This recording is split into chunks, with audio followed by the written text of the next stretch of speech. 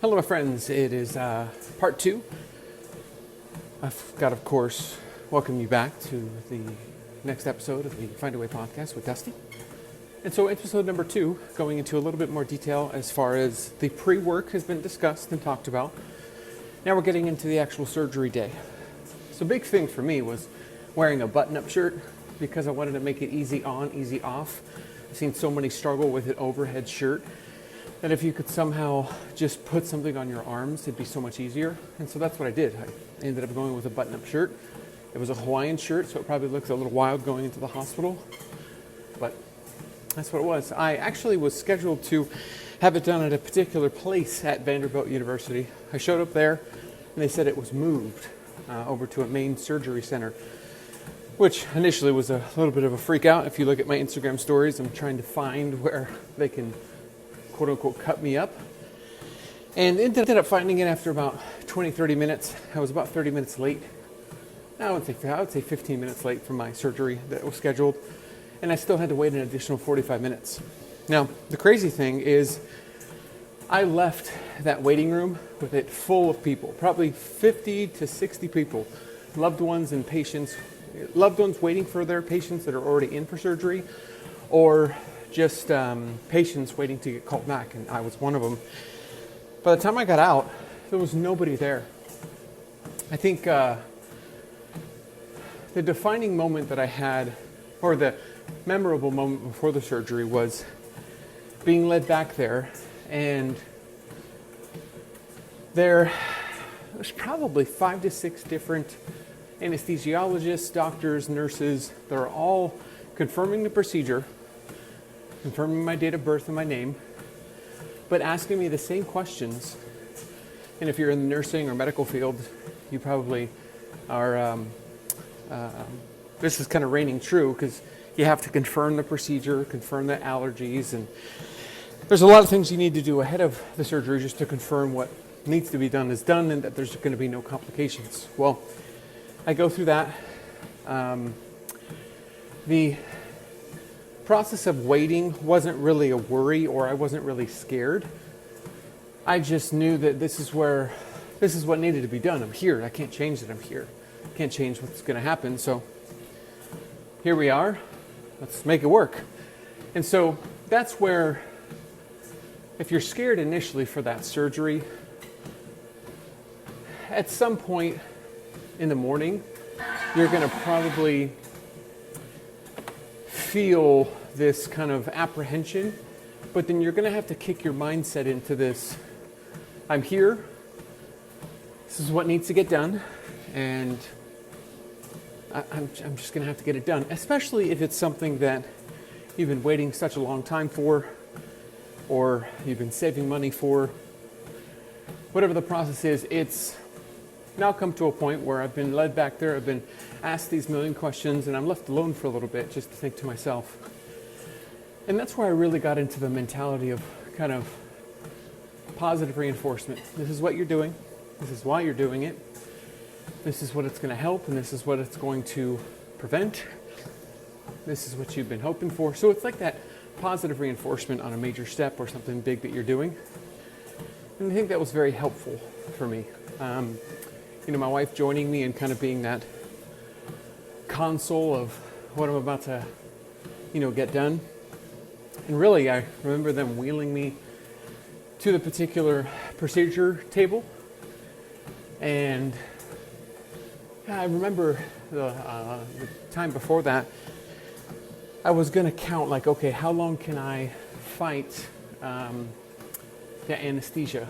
How long can I push back and try to stay awake just to test it? This one I was more at ease, where I was just, all right, I know what I need to do. I'm going to follow their clear instruction. And I really don't remember anything whatsoever from the moment I closed my eyes, took the anesthesia, and the only first thing I remember is my skin being completely tight and it burning. The incision up and down and side to side was on fire, just burning. Very uncomfortable, but also I remember actually being out of breath. And they had to continue to because I was dozing in and out. They had to continue to wake me and push me to actually, breathe. I felt like my oxygen was going out, or that it was hard for me to catch my oxygen. And so it was, and my wife wasn't there at that point, it was just a nurse. And mind you, I'm the last one to leave, so there's no one else around me that's recovering, it's just me. And I just have this nurse here, and the only thing that I know is I'm in pain, it hurts, I've got a burning sensation, and it feels just so different. Sensations, numbness, pain, that I'm asking for pain medication, but I'm also out of breath, similar to me being out of breath on this treadmill workout. And so finally, and that was so monumental for me, the moment my wife actually walked back and saw me, it was such a comfort that I knew something, or I had someone that I was familiar with. And I think that was just such a bonding moment for my wife and I, even though we've been married for years, is that just at that moment, it was so comforting to have someone that you love right by your side. And so they actually had to monitor me for about 40 minutes to make sure that my oxygen was in good shape, and that that I was actually awake, and because I kept going in and out. And that took about 40 minutes, but once I was there, then I slowly started to realize, like, oh, you did it. It's done. Now starts the recovery process. And I look back at the videos of that drive home, and I actually went home same day. I was just so groggy, such a fog, so much pain. And I'm surprised I was able to move and sit down and get into a particular spot and positions the way I did, because my incisions were rough. I mean, the hip to hip up the middle. And she said that it was very, very tight, like very tight, and that I'm going to have a problem standing straight for quite a while, and that I'm going to have to be patient with that. And so I actually went home same day. Some of us may stay in the hospital. My doctor explained it to where if it's a 6-hour or more procedure, then it's typically something you would stay overnight for to have them monitor. My surgery was planned to be 4.5 hours. And so I actually went home same day. Got into the hospital about 9:30, 10 o'clock, and got home about 11 o'clock. And, it was very loopy. I remember just being very thirsty, being very groggy, and I was still on pain medication. But then just the getting comfortable piece was, it was very uncomfortable in every spot. I had a pillow on me on the drive home in the car, and I was hugging that thing just because every bump, every move was rough. But, getting home, a recliner, that was huge for me. Getting into a recliner, getting into something that I could sit up, but I could also be in a declined position a little bit so I could rest. Feet underneath my knees, nice recline, compression boots, which I got these compression boots where it's a machine connected and it actually provides pressure in different spots. I found it on the TikTok shop, interesting enough. It was the little calf boots, and they worked phenomenally.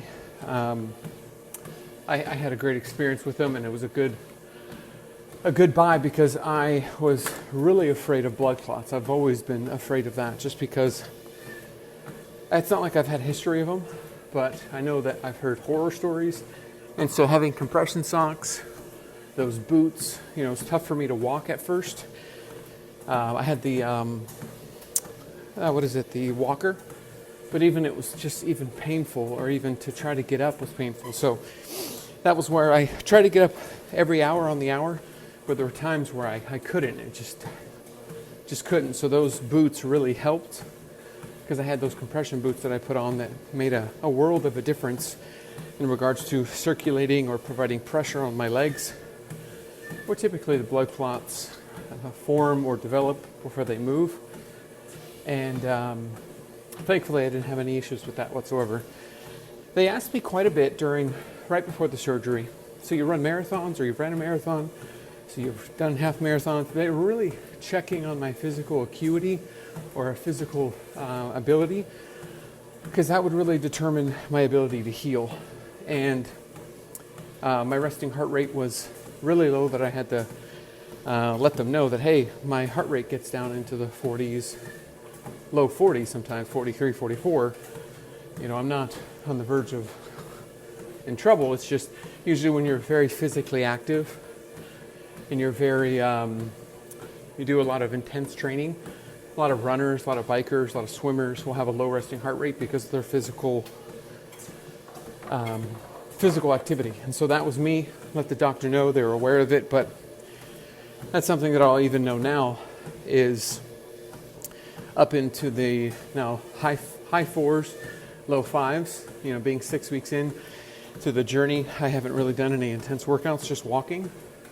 What I'm doing now is probably the most intense workout that I've done, which is a 6.0 incline, 2.7 speed on my treadmill. And I'm sweating quite a bit. It's quite a bit of work, but I'm building, as I've been mentioning on the Instagram stories, I'm building kind of towards my moment where I can get released and go back and work out, which will be about 8.5 weeks. I know that's kind of getting to the ending part of things, but the during. Really important to have someone with you. Someone's going to have to stay with you. Button-up shirt's going to be really important. A very easy put-on pair of pants. We're not talking something that is close to your, what am I saying? Close to your, like, you're going to probably have drains. And so you want something that is coverable, but maybe doesn't overlap the drains so it doesn't hurt. Compression socks, flip-flops are going to be really important, and get a hat. If it's colder, grab a hoodie. You don't want to just be exposed. If you're going to get in that wheelchair after the procedure and head, wheel out to your car, or whenever you leave, you want that privacy. That hoodie, that hat, it's just going to provide that privacy of no one's looking, no one's staring. You're just going from where you are and to where you need to go. Home, wherever it is, to rest and recover. And then at that point, I started my rotational items like Arnica, Montana, really good for bruising, inflammation, and incisions. Molinia, I think it is. Molinia, it's the enzyme that's found in pineapple. Started taking that, and then my multivitamins and the pain medication. So this is what I'll say, and I'll kind of end this episode before going into the post-recovery kind of period, and that'll be a separate episode.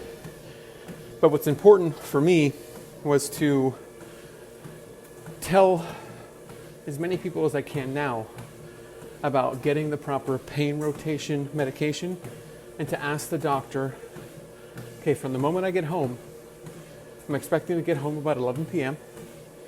When should I be taking medication? Hey, it's every 6. Okay, well, if you're giving me 3 medications, do any of them need to be taken together? Can any of them separate? I myself can have NSAIDs, which are like ibuprofen, Advil. I can only have like Tylenol. So if you can have NSAIDs, you have a better pain rotation management process. If you can't take NSAIDs, you're going to be a little bit more of a pickle. And so you're going to have to get that pain medication rotation down to a T, so that way you're not leaving large gaps of time where you don't have pain medication or medicine. I, unfortunately, dealt with many, many hours because of the rotation that I didn't know. My pain medication, it just wasn't clear enough that I went hours and hours with pain and discomfort just because I had just taken something, and I can't take something else because I've just taken it so many hours before. So thankfully, got that figured out after a few days.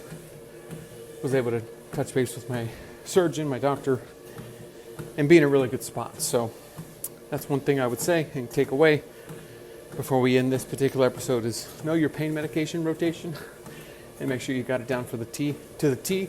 And that's what the next week is going to look like. But honestly, journal. Write down the times that you would be taking medication from the moment that you would get home from the surgery till a week out.